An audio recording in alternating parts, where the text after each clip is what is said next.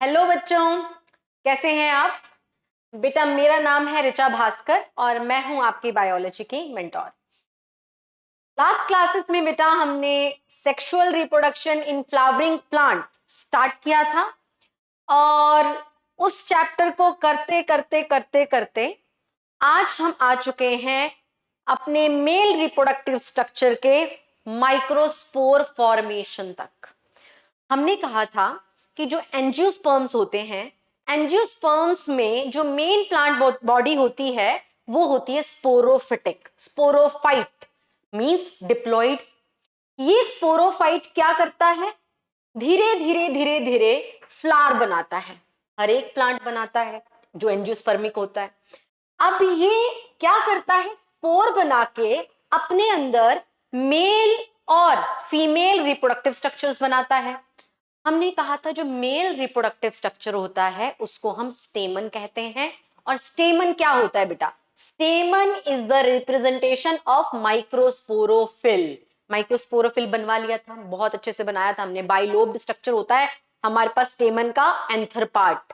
फिर हमने कहा अब एंथर को हमने बाहर से तो देख लिया, अब उसको काट के अंदर से देखना चाहते हैं। ठीक है, जब हमने कहा उसको काट के अंदर से देखेंगे तो क्या मिलेगा? हमने कहा माइक्रोस्पोरोफिल के अंदर मुझे मिलेगा माइक्रोस्पोरेंजिया। ठीक है, मुझे क्या मिलेगा? माइक्रोस्पोरोफिल के अंदर माइक्रोस्पोरेंजिया मिलेगा। मुझे कितने माइक्रोस्पोरेंजिया मिले थे? मुझे 4 माइक्रोस्पोरेंजिया मिल गए थे। अब हमने कहा ये माइक्रोस्पोरेंजियम जो है वो अपने अंदर क्या लेके बैठा होगा? हमने कहा वो अपने अंदर माइक्रोस्पोर लेके बैठा होगा। और ये माइक्रोस्पोर का फॉर्मेशन कैसे होता है? With the help of a process called microsporogenesis, जो लास्ट क्लास में की थी हमने बेटा। ठीक है, जो माइक्रोस्पोरोजेनेसिस है वो एक ऐसी प्रोसेस है जिसकी हेल्प से माइक्रोस्पोरेंजियम के अंदर फॉर्मेशन हो जाएगा हमारे पास माइक्रोस्पोर्स का। और जब स्पोर बने, जब माइक्रोस्पोर बने तो हमारे पास यही माइक्रोस्पोर डेवलप करेंगे और डेवलप करके स्पोर गैमेटोफाइट बनाता है। अगर माइक्रो लिखा है स्पोर के आगे तो मींस मेल को रिप्रेजेंट कर रहा है, मेल गैमेटोफाइट बनेगा बेटा। और एक एंजियोस्पर्म्स में जो मेल गैमेटोफाइट होता है वो होता है पॉलन ग्रेन। ठीक है, हमारे पास पॉलन ग्रेन होता है मेल गैमेटोफाइट। मेल गैमेट नहीं होता है, बात करेंगे अभी। ठीक है, मेल गैमेट नहीं होता है पॉलन ग्रेन। पॉलन ग्रेन एक ऐसा स्ट्रक्चर है जो अपने अंदर क्या लेकर बैठा है? अपने अंदर कैरी करके बैठा है मेल गैमेट्स को। खुद पॉलन ग्रेन मेल गैमेट नहीं है बेटा। तो स्टार्ट कर रहे हैं बेटा आज का लेक्चर कि किस तरह से हमारे पास जो माइक्रोस्पोर बन चुके हैं, रेडी हो चुके हैं। माइक्रोस्पोरेंजियम के अंदर हमारे पास माइक्रोस्पोर बन चुके हैं। अब ये माइक्रोस्पोर आगे चलकर मेल गैमेटोफाइट में कन्वर्ट कैसे होंगे? ये माइक्रोस्पोर आगे चलकर पॉलन ग्रेन में डेवलप कैसे होंगे बेटा, वो स्टार्ट कर रहे हैं। याद करो लास्ट क्लास में हमने क्या किया था? हमने कहा माइक्रोस्पोरेंजियम कुछ ऐसा हमने स्ट्रक्चर बनाया था कि अगर मैं पॉलन जो एंथर है, एंथर के पार्ट को काटती हूं तो मुझे कुछ ऐसा स्ट्रक्चर मिलता था। और यहां इस स्ट्रक्चर में अंदर मुझे ये 4 क्या दिखते थे? माइक्रोस्पोरेंजियम दिखते थे। इन माइक्रोस्पोरेंजियम के अंदर हुई है माइक्रोस्पोरोजेनेसिस और मेरे पास क्या बन चुके हैं बेटा जी? ये रेड कलर के माइक्रोस्पोर बन चुके हैं माइक्रोस्पोर यहां पर। ठीक है, अब मैं इन्हीं माइक्रोस्पोर का आगे क्या होगा वो बताने जा रही हूं। ठीक है, वो बताने जा रही हूं। ये है हमारे पास माइक्रोस्पोर्स। माइक्रोस्पोर्स का आगे क्या होगा? अब मैं क्या करती हूं, इस माइक्रोस्पोर को उठा के यहां पे दिखाती हूं होगा क्या। ठीक है, मैंने यहां से माइक्रोस्पोर उठाया और यहां पे शुरू कर दिया कि माइक्रोस्पोर करेगा क्या। ठीक है बेटा, होगा अंदर ही, जो मर्जी होगा वो अंदर ही होगा। ठीक है, बट मैं आपको शो कर रही हूं बाहर ताकि आप अच्छे से समझ जाओ। तो मैं क्या ड्रॉ कर रही हूं? इन्हीं माइक्रोस्पोर को यहां पे ड्रॉ कर रही हूं। ठीक है, ये बेटा मैं एक ही माइक्रोस्पोर ड्रॉ कर रही हूं। ठीक है तो बहुत सारे, पर बहुत सारे क्या करने, सभी के अंदर एक ही ऐसी चीज हो रही है। तो मैं इसको लिख देती हूं कि दिस इज माइक्रोस्पोर। फ्लोइडी क्या होगी माइक्रोस्पोर की? प्लॉइडी क्या होगी माइक्रोस्पोर की? हमें पता है हैप्लॉइड होगी, क्योंकि मियोसिस के थ्रू बना है, तो इसकी प्लॉइडी क्या होगी? It is haploid. डन। अब समझो जरा, माइक्रोस्पोर बैठा हुआ है इस माइक्रोस्पोरेंजियम के अंदर, अभी अभी न्यूली फॉर्म हुआ है, ठीक है। अब क्या करेगा? धीरे धीरे धीरे धीरे बेटा ये क्या करेगा? अपने साइज को एनलार्ज करेगा। और साइज एनलार्ज करने के लिए एक सेल के पास दो ही तरीके हैं, या तो बोला क्या कर लो, अपने सेल के अंदर पड़ा हुआ वैक्यूल उसको बड़ा कर लो। जब अंदर का वैक्यूल बड़ा होगा तो सेल का साइज भी बड़ा हो जाएगा, ठीक है। दूसरा तरीका, अंदर जो पड़ा होता है प्रोटोप्लाज्मिक कंटेंट उसको डबल कर लो, उसको बढ़ा लो, तब भी क्या हो जाएगा? हमारे पास साइज ऑफ सेल इंक्रीज हो जाएगा। यहां पर क्या होता है बेटा, हमारे पास प्रोटोप्लाज्मिक कंटेंट तो बढ़ेंगे बट साथ में क्या होता है, हमारे पास जो इसके अंदर पड़ा हुआ वैक्यूल है, यहां पे भी वैक्यूल शो कर ही देती हूं, ठीक है। यहां पे मान लो ये है वैक्यूल, ग्रीन कलर में दिखा रही, ये छोटू सा वैक्यूल है, लेबल भी कर ही दो, ठीक है। ये पूरा का पूरा माइक्रोस्पोर, ये माइक्रोस्पोर का वैक्यूल, और जो सेंटर में रेड डॉट से हम शो कर रहे हैं, this is the nucleus of microspore, ठीक है। हमने कहा अब इस माइक्रोस्कोप को क्या करना है? अपना साइज इंक्रीज करना है। करा दो फिर, मन कर रहा है उसका, कराओ भाई जल्दी से। क्या कराया हमने? इसका साइज बढ़ा दिया इसका साइज, ठीक है। और क्यों बढ़ा इसका साइज? क्योंकि इसके अंदर बेटा क्या था, जो छोटू सा वैक्यूल था उसने अपना साइज बढ़ा लिया। वैक्यूल का साइज देखो पहले कितना छोटा था, ठीक है। अब वैक्यूल का साइज देखो जरा कितना ज्यादा बड़ा हो गया वैक्यूल का साइज। डन जी, वैक्यूल है ये। और न्यूक्लियस भी ड्रॉ कर दे, लो न्यूक्लियस भी ड्रॉ कर देते हैं, ठीक है। ये न्यूक्लियस है, ठीक है। डन। इस प्रोसेस को क्या बोलते हैं? वैक्यूल छोटा था, वैक्यूल का साइज बड़ा हुआ, ठीक है, एनलार्ज किया उसने, ठीक है। इस प्रोसेस को हम कहते हैं वैक्यूलराइजेशन। क्या कहते हैं इसको? वैक्यूलराइजेशन। तो लिख दूं इसको छोटू छोटू करके यहां पे, दिस प्रोसेस इज कॉल्ड वैक्यूलराइजेशन, ठीक है, वैक्यूलराइजेशन। डन जी, हो गया साइज बड़ा। जिंदगी में करना क्या था इस सेल को? इस सेल को अपना क्या करना था? साइज बढ़ाना था। और सेल ने अपना साइज बढ़ाने के लिए क्या किया? वैक्यूलराइजेशन की, मींस वैक्यूल का साइज बड़ा किया। वैक्यूल का साइज बड़ा हुआ, सेल का अल्टीमेट साइज बड़ा हो गया। क्लियर है? अब आगे क्या करेगा ये? क्या ये हैप्लॉइड है? Yes it is haploid. Ploidy तब तक चेंज नहीं होगी जब तक कि मियोसिस नहीं होता। ये भी हैप्लॉइड है। हमारे पास ये सेल आगे चल के देखो क्या करेगा। अब ये सेल आगे चल के करेगा एसिमेट्रिक माइटोसिस। एसिमेट्रिक माइटोसिस किस बला का नाम है? क्या करेगा ये? Asymmetric mitosis. माइटोसिस आप सबने 11th क्लास के सेल साइकिल वाले चैप्टर में पढ़ी हुई है, पर वहां पे आपने पढ़ी है सिमेट्रिक माइटोसिस। सिमेट्रिक माइटोसिस में क्या होता था, थोड़ा सा ध्यान देंगे बेटा, ठीक है, थोड़ा सा ध्यान देंगे, कुछ अगले पेजेस पे समझा देती हूँ रफ सा, ठीक है। जब आप माइटोसिस वाला चैप्टर कर रहे थे तो उस माइटोसिस वाले चैप्टर में आपने क्या पढ़ा? ऐसे एक सेल होता है, ठीक है, ये सेल है और ये माइटोसिस करने जा रहा है। माइटोसिस में होती थी दो processes, first process is the karyokinesis and second process is the cytokinesis. जब वो कैरियोकाइनेसिस करता था तो कैरियोकाइनेसिस में भी बहुत सारी स्टेजेस थी, प्रोफेज, मेटाफेज, एनाफेज, टीलोफेज। जब मेटाफेज आती थी तब ये क्या करता था सेल भाई? जितने भी क्रोमोसोम्स होते थे इस सेल में वो इक्वेटर लाइन पर आकर लेट जाते थे। हाँ, मतलब एनसीईआरटी की line, the chromosome align themselves along the equator, मतलब सेंटर में आके। सेल का सेंटर कौन है बेटा? सेल का सेंटर ये है सेल का सेंटर, ठीक है। और पोल क्या है हमारे सेल के? ये पोल्स हैं, ठीक है। तो हमारी एनसीईआरटी बोलती है कि जब माइटोसिस चल रही होती है, माइटोसिस का जो मेटाफेज चल रहा होता है, तब जो क्रोमोसोम्स हैं वो अपने आप को अलाइन कर लेते हैं अलोंग द इक्वेटर लाइन, मतलब आके क्रोमोसोम कहां लेटेंगे बेटा, इस सेंटर लाइन पे आके ऐसे लेट जाते हैं, लो ऐसे जाके जो है वो क्रोमोसोम आके यहाँ पे लेट जाएंगे, लेट गए।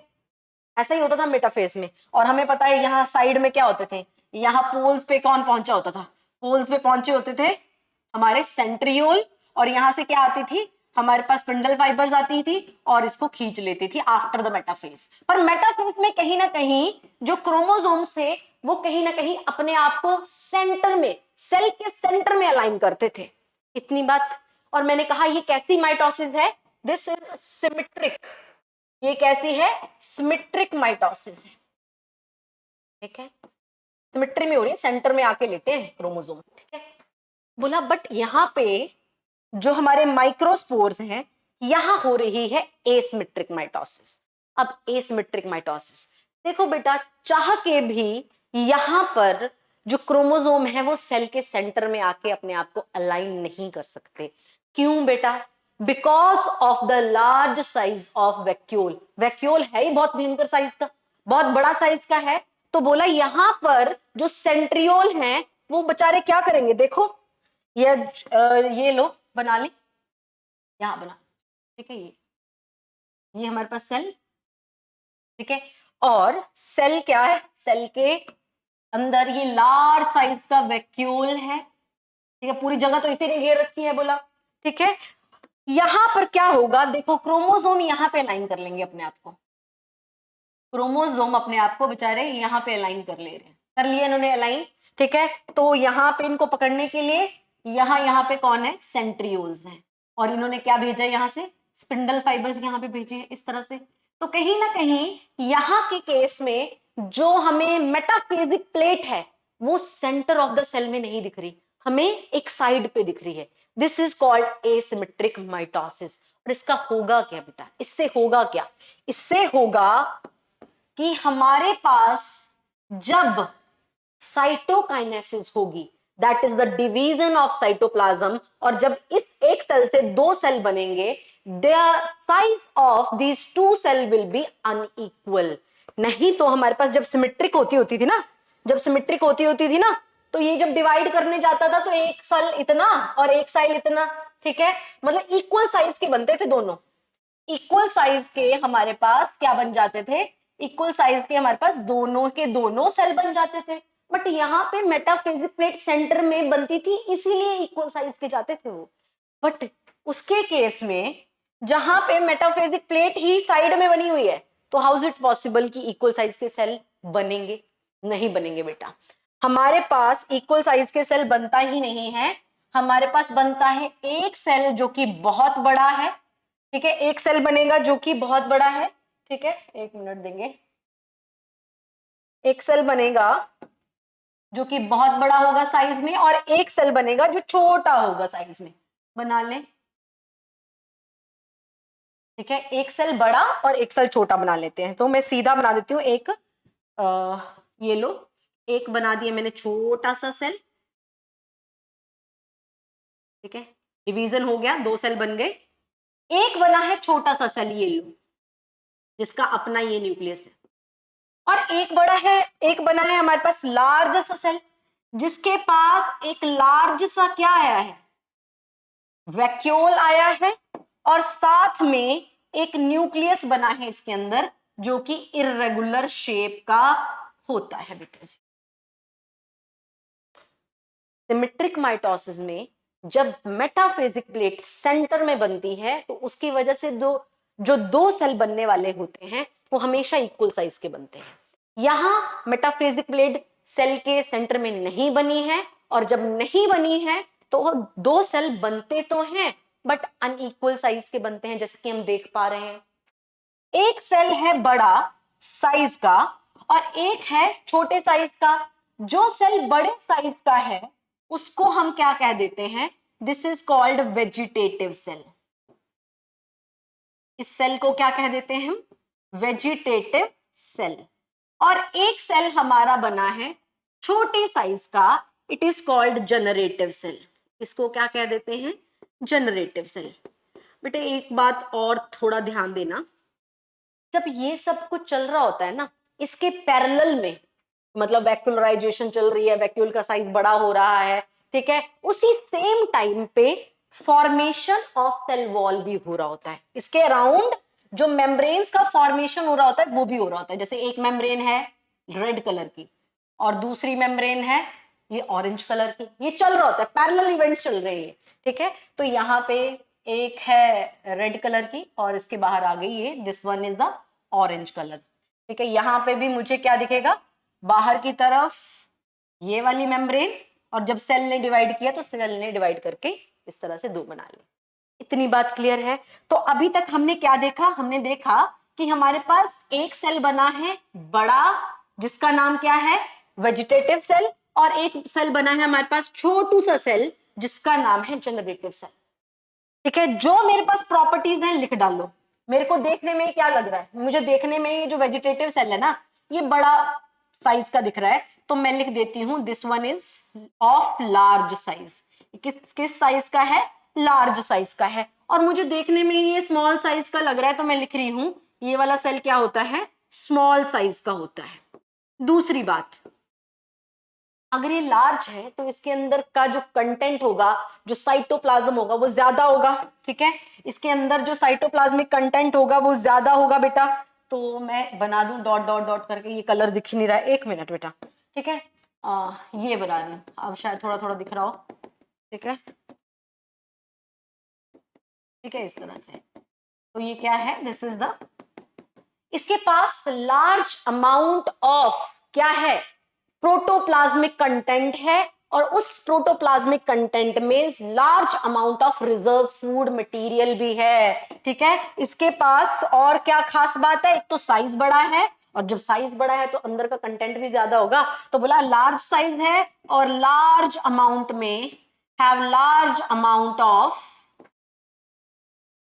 Reserve food material. भाई हमें भी चिंता है ना अपने भविष्य की, रिजर्व फंड रख रहे हैं ना हम भी, तो भैया उसको भी चिंता है अपने भविष्य की, वो भी क्या कर रहा है, रिजर्व फूड रख रहा है, ठीक है बच्चा। इसके बाद बोला इसके पास क्या है जो तुम्हें विजिबल हो रहा है, भाई तुम्हें विजिबल हो रहा है ना, this one is vacuole, large size का वैक्यूल है इसके पास, तो लिख दो इसके पास क्या है, लार्ज वैक्यूल भी है।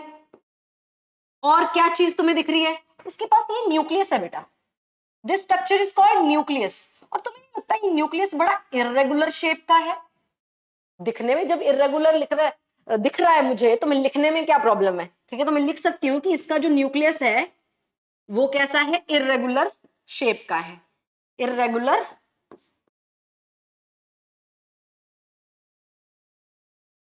न्यूक्लियस है इसका।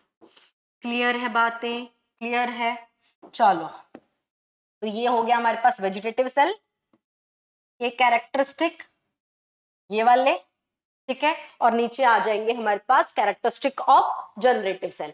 जनरेटिव सेल का अभी तक हम जानते हैं इसका साइज छोटा है, बेटा ये शेप कौन सी है, शेप कौन सी है ये, क्या ये सर्कुलर शेप है, राउंड शेप है, या कोई और शेप है, होगा तो इसके पास भी साइटोप्लाज्मिक कंटेंट, ये लो बना दिया मैंने, स्पिंडल शेप है बेटा। ये कौन सी शेप है, this shape is called spindle shape.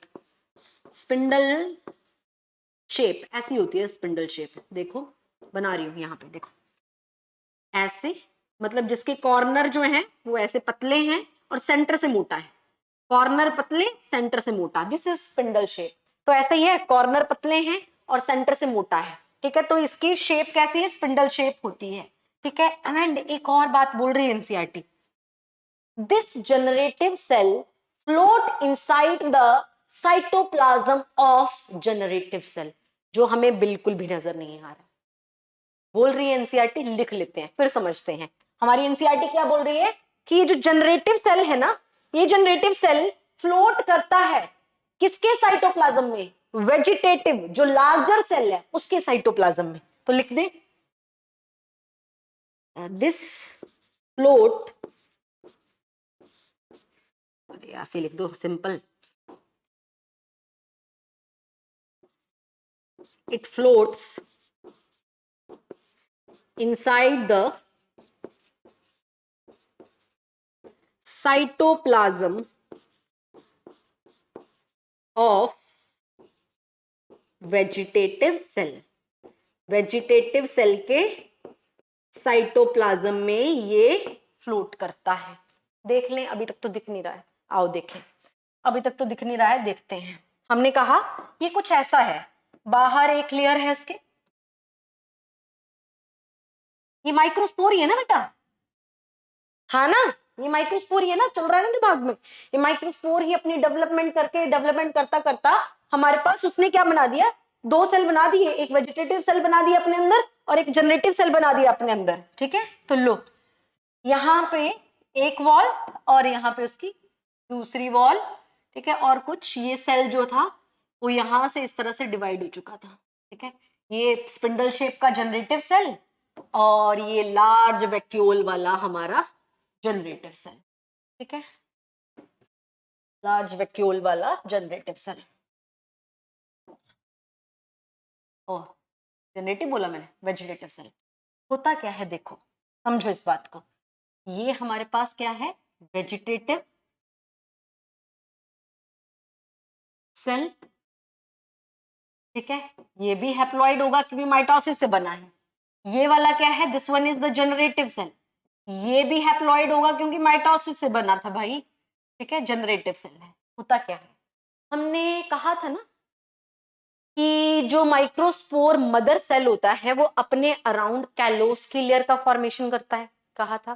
ठीक है, जिसकी वजह से सारे के सारे माइक्रोस्पोर, ठीक है, जब माइक्रोस्पोर मदर सेल मियोसिस करता है तो 4 हैप्लॉइड माइक्रोस्पोर बनाता था और वो 4 हैप्लॉइड माइक्रोस्पोर एक साथ रहते थे उस कैलोस लेयर की वजह से। बाद में जाके एक कैलेस नाम का एक एंजाइम आता था जो ब्रेक करता था उसको और सारे माइक्रोस्पोर सेपरेट हो जाते थे।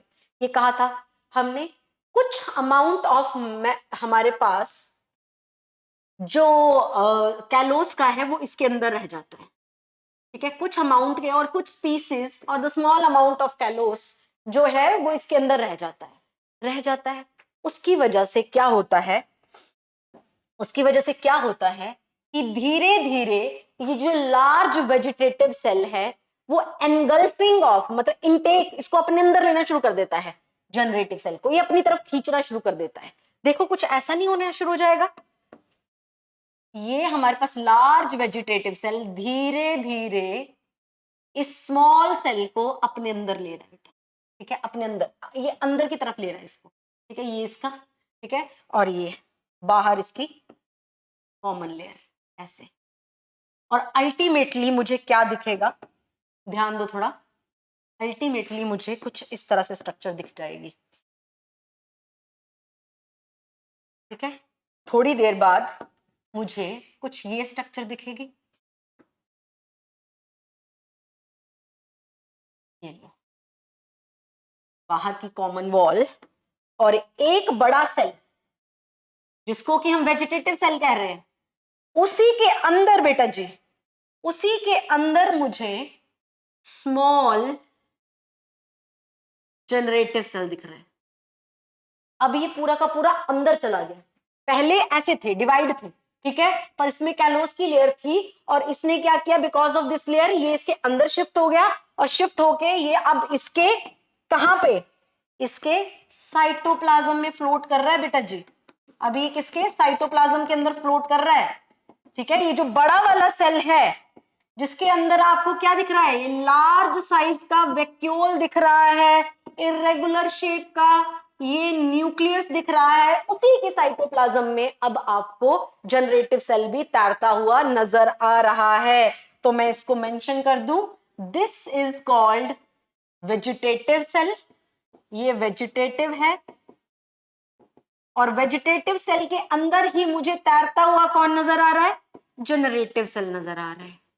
क्लियर है अब बात, जनरेटिव सेल भी नजर आ रहा है। क्लियर है। हमारी एनसीईआरटी यहां पर क्या कहती है, सुनेंगे थोड़ा ध्यान से। हमारी एनसीईआरटी इस पॉइंट पे कहती है कि जो 60% एंजियोस्पर्म्स होते हैं वो इसी स्टेज में पोलन ग्रेन को रिलीज कर देते हैं। अब सुनो, हमने कहा था माइक्रोस्पोर है, माइक्रोस्पोर धीरे धीरे धीरे धीरे डेवलप होके क्या बनाएगा, मेल गैमिटोफाइट, और मेल गैमिटोफाइट क्या है बेटा जी? Pollen grain. तो बेटा कॉन्ग्रेचुलेशन, पॉलन ग्रेन बन चुका है, पहली बात तो। ठीक है, डेवलपमेंट टॉपिक का नाम क्या था? Development of male gametophyte. Male gametophyte कौन है एंजियोस्पर्म्स के केस में? एंजियोस्पर्म्स के केस में मेल गैमिटोफाइट है पॉलन ग्रेन। और कैसे बनेगा? धीरे धीरे धीरे धीरे माइक्रोस्पोर ही डेवलप करके क्या बना देगा? पॉलन ग्रेन बना देगा। और वो बना दिया उसने। ठीक है, हमारे पास ये क्या बन गया है? Pollen grain, that is male gametophyte. अभी आपको अगर कोई पूछे कि इस पॉलन ग्रेन में कितने सेल्स हैं, आप कहोगे 2 सेल है मैम। एक लार्जर सेल है दैट इज वेजिटेटिव सेल, एक स्मॉलर सेल है that is generative cell. Generative cell जो है वो तैर रहा है किसके अंदर? In the cytoplasm of vegetative cell, यही कहोगे तुम। ठीक है, तो कहीं ना कहीं मैं इसको ऐसा लिख सकती हूं कि this is the 2 sailed stage of pollen grain. बोल सकती हूँ ना, क्योंकि 2 ही सेल है इसके पास अभी। ठीक है, तो बोल सकते हैं इसको। लिख रही हूं बेटा, ये जो पॉलन ग्रेन है, this pollen grain is present in 2 sailed stage. 2 sailed stage में है अभी। अभी बोल रही हूं मतलब बदलेगा। ठीक है, अभी बोल रही हूं दैट मीन्स बदलेगा, ध्यान दो। हमने कहा, एनसीईआरटी लिख रही है इस बात को, कि हमारे पास जो 60% एंजियोस्पर्म्स होते हैं, उनमें जो हमारा पॉलन ग्रेन है वो इसी 2 सेल्ड स्टेज में रिलीज कर दिया जाता है फ्रॉम द एंथर। एंथर में ही तो चल रहा है सब कुछ, ये सब कुछ एंथर में ही तो चल रहा है बेटा। ये एंथर का ही तो सेक्शन देखा था हमने, ऐसे एंथर बाइलोब्ड होता है ऐसे। ठीक है, ऊपर देख लो ऐसे, अगर इसको ऐसे देखना है तो। हाँ ठीक है, पता नहीं क्या ही लग रहा है ये, पर एंथर ही तो है ये। स्टार्टिंग में ऐसे ही तो बनाया था एंथर, ये फिलामेंट वाला पार्ट, इसी का क्रॉस सेक्शन बना के तो ये बनाते थे हम। तो बोला हमारे पास अब ये जो एंथर था, एंथर के अंदर प्रेजेंट थे माइक्रोस्पोरेंजियम। माइक्रोस्पोरेंजियम के अंदर by the process of microsporogenesis microspore बन गए। माइक्रोस्पोर बने तो धीरे धीरे इन माइक्रोस्पोर ने क्या किया? डेवलपमेंट किया, और क्या बना दिया? हमारे पास male gametophyte that is pollen grain बना दिया। तो अभी भी पॉलन ग्रेन बोला कहां है? एंथर में है। फिर एनसीईआरटी बोलती है हमारे पास 60% जो एंजियोस्पर्म्स हैं वो इस पॉलन ग्रेन को इसी स्टेज में, that is the 2 sailed stage में ही एंथर से रिलीज कर देते हैं। जब हमारे पास 2 सेल्ड कुछ एंजियोस्पर्म्स में, दैट इज 60% एंजियोस्पर्म्स में क्या होता है? जैसे ही हमारे पास 2 सेल्ड स्टेज का पॉलन ग्रेन बन जाता है, जैसे ही बन गया बेटा 2 सेल्ड स्टेज वाला पॉलन ग्रेन बन गया, मान लो ये एंथर है, ये एंथर बर्स्ट करेगा, ऐसे फटेगा ये। ठीक है, फटेगा और किसको बाहर रिलीज करेगा? रिलीज करेगा पॉलन ग्रेन्स को। और पॉलन ग्रेन्स के पास इस टाइम पे कितने सेल हैं? एक लार्जर सेल है वेजिटेटिव सेल, और एक स्मॉलर सेल है जनरेटिव सेल। लिख दे इस बात को, मैं लिख रही हूं बेटा, लिख रही हूं इस बात को। क्या कहा एनसीईआरटी ने? एनसीईआरटी ने कहा 60% एंजियोस्पर्म्स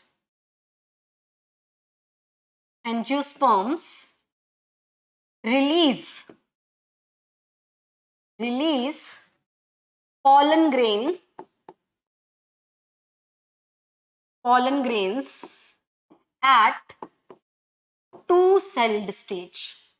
तो भैया रेस्ट 40 क्या करते होंगे? कुछ तो करते हैं। ठीक है, 2 सेल्ड स्टेज पे ही बोला ये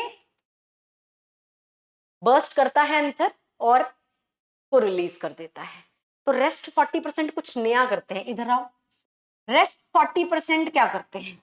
मैं लिख देती हूं, रेस्ट 40% क्या करेंगे? रेस्ट 40% एंजियोस्पर्म्स क्या कर रहे हैं? ध्यान दो इधर।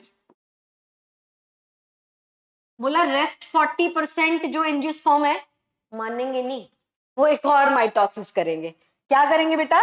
एक और माइटोसिस करेंगे। बोलो कर दो फिर। पर इस टाइम पे ये माइटोसिस कौन से सेल में करेंगे? क्या ये वेजिटेटिव सेल में करेंगे? क्या ये जनरेटिव सेल में करेंगे?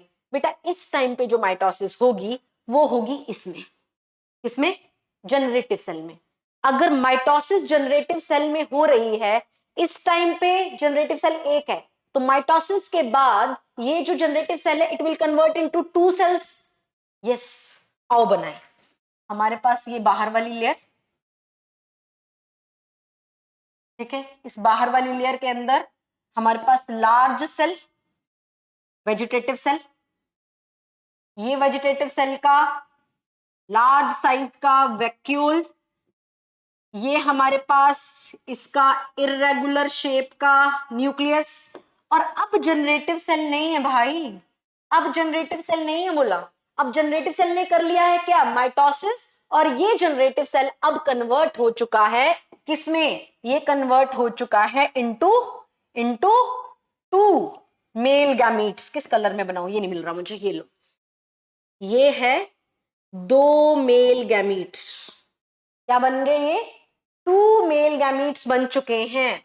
2 मेल गैमीट्स लेबल कर दो। ये पूरा का पूरा क्या है, वेजिटेटिव सेल, और वेजिटेटिव का ये पूरा का पूरा साइटोप्लाज्म। और ये मेल गैमीट कहां दिख रहे हैं तुम्हें, the male gamete also float inside the cytoplasm of vegetative cell. ठीक है, वेजिटेटिव सेल के अंदर ही पहले जनरेटिव सेल था, जनरेटिव सेल ने किया माइटोसिस, बन गया 2। ठीक है, 2 जो सेल बने हैं वो भी किसी के अंदर, साइटोप्लाज्म, वेजिटेटिव सेल के साइटोप्लाज्म में फ्लोट कर रहे हैं। तो ये जो लार्ज सेल है पिंक रेड कलर का, this is the vegetative cell. ठीक है, और ये जो हमारे पास ये है बने 2, दीज 2 आर 2 मेल गैमीट्स। अब मैं तुमसे पूछूं कि इस पॉलन ग्रेन में कितने सेल्स हैं, इस पॉलन ग्रेन में कितने सेल हैं। आपका आंसर होगा मैम, एक वेजिटेटिव सेल है और 2 मेल गैमीट है, means this is the stage, this is the 3 sailed stage of pollen grain. ये 2 सेल्ड स्टेज थी बेटा पॉलन ग्रेन की, तो ये कौन सी है, this is 3 sailed stage of pollen grain. अब दोबारा मेरी स्टेटमेंट सुनोगे, हमने क्या कहा, ठीक है, हमने क्या कहा, एनसीईआरटी ने हमसे पहले कह दिया। ठीक है, 60% जो एंजियोस्पर्म्स हैं वो अपने पॉलन ग्रेन को एंथर से 2 सेल स्टेज में ही रिलीज कर देते हैं, पर रेस्ट 40% अपने पॉलन ग्रेन्स को जब वो 3 सेल्ड में कन्वर्ट होते हैं उसके बाद एंथर से रिलीज करते हैं। Is this clear? मुझे लगता है कि तुम्हें क्लियर हुआ होगा। ठीक है, दोबारा पढ़ो इस लाइन को कि जो हमारे पास 60% एंजियोस्पर्म्स हैं वो एंथर के अंदर से 2 सेल्ड वाला पॉलन ग्रेन रिलीज करते हैं, जबकि रेस्ट 40% जो हैं वो एंथर में से 3 सेल्ड स्टेज वाला पॉलन ग्रेन बाहर निकालते हैं। क्लियर है इतनी बात? तो बेटा ये हो गई है हमारे पास, ये हो गई है हमारे पास डेवलपमेंट ऑफ मेल गैमेटोफाइट। और मेल गैमेटोफाइट क्या है, पॉलन ग्रेन। पॉलन ग्रेन का डेवलपमेंट कैसे होता है वो हमने देख लिया। ठीक है, हमने देख लिया। अब थोड़ा सा रिवाइज करो जरा। हमने कहा था एंजियोस्पर्म की मेन प्लांट बॉडी स्पोरोफिटिक होती है, स्पोरोफाइट भी बोलते हैं, डिप्लॉयड होता है ऑलवेज स्पोरोफाइट। अब बोला ये धीरे धीरे डेवलप करके एक टाइम आएगा जब क्या बनाएगा, अपनी बॉडी पे फ्लावर बनाएगा। एंजियोस्पर्म से फ्लावर बनाती है क्या, नहीं बात है। फ्लावर के अंदर क्या दिखेगा बोला आपको, male sex organ as well as female sex organ. तो हम मेल की बात कर रहे थे, फीमेल अभी स्टार्ट ही नहीं किया, तो इसको छोड़ दो। हमारे पास जो मेल सेक्स ऑर्गन मिलेगा वो मिला था हमें कौन सा बेटा, दैट इज स्टेमन। और स्टेमन किसका रिप्रेजेंटेशन था, स्टेमन is the representation of microsporophyll, microsporophyll का रिप्रेजेंटेशन था।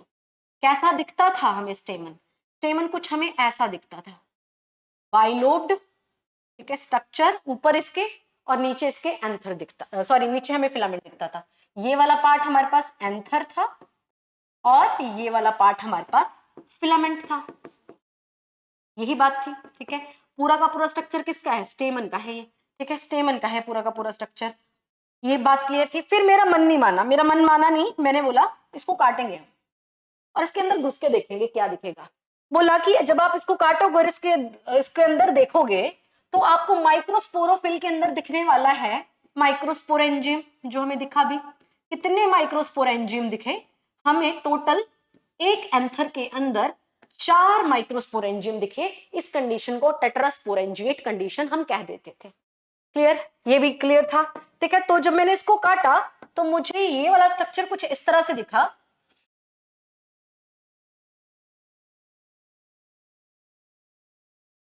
कुछ इस तरह से दिखा। ठीक है, ये मान लो कटा हुआ एंथर ऐसे ऐसे, और मुझे ये जो स्ट्रक्चर इसमें 4 कॉर्नर्स में दिखा था, इसको हमने क्या कहा था?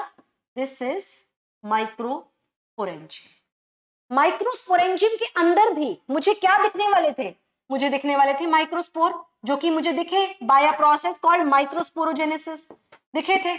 यहां से मुझे क्या दिखे? यहां पर मुझे माइक्रोस्पोर्स बनते हुए नजर आए, और इस प्रोसेस को हम कहते हैं माइक्रोस्पोरोजेनेसिस। जेनेसिस कहते थे। ये भी हो गया था। फिर हमने बोला ये माइक्रोस्पोर डेवलप होकर क्या बनाएगा?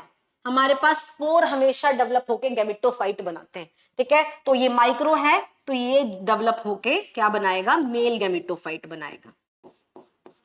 और बनाए भी, देखा हमने पूरा वैक्यूलराइजेशन की, एसिमेट्रिक माइटोसिस की, जनरेट एक वेजिटेटिव एक जनरेटिव, फिर जनरेटिव में फिर से 3 सेल्ड स्टेज।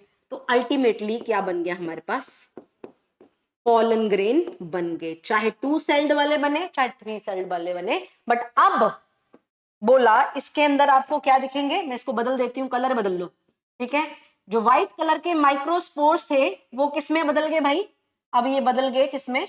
हमारे पास पॉलन ग्रेन में। ठीक है, ये क्या है? This is pollen grains.